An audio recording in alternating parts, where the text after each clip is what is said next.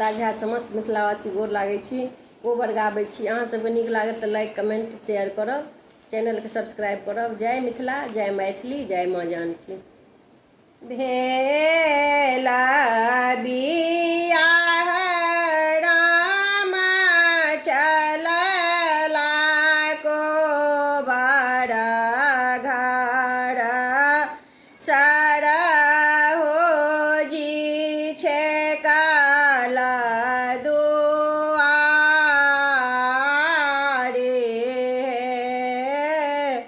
भेला बियाह राम चलला कोबर घर सरहो जी छे काला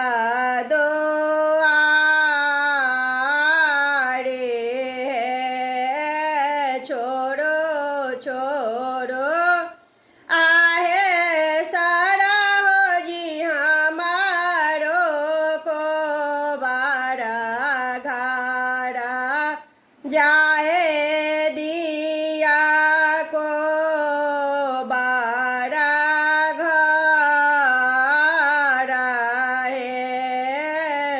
छोड़ो छोड़ो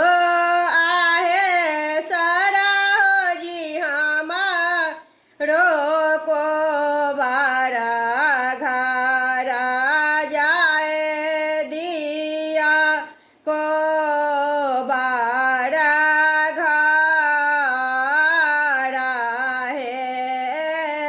नाही छोड़बै आहे रामचंद्र अहों के कोबर घर रोके किया देबा दाना है। नहीं छोड़ब आहे रामचंद्र अहों के कोबर घर हमारो के किया देबा है। देबा में देबा है सरहो जी काना दोनों सोना मां। देबा में गला ग्रे मलहार है। देबा में देबा है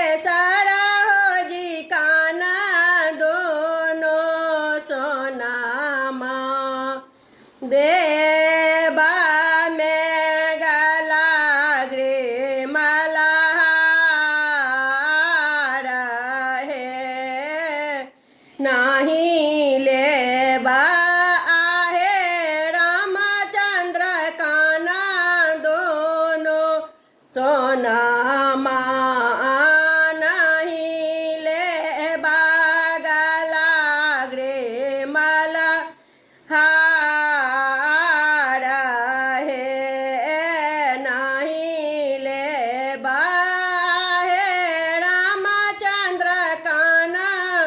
दोनों सोना नहीं लेबा गला ग्रे मलहार है। लेबा में लेबा रामचंद्र छोटा की बाहिनिया पिया जी के बसन देसा है।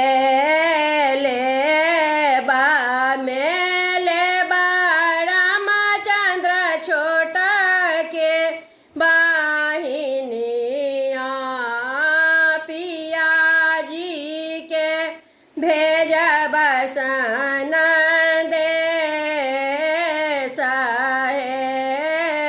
जुगे जुगे जे बाथो दोला दो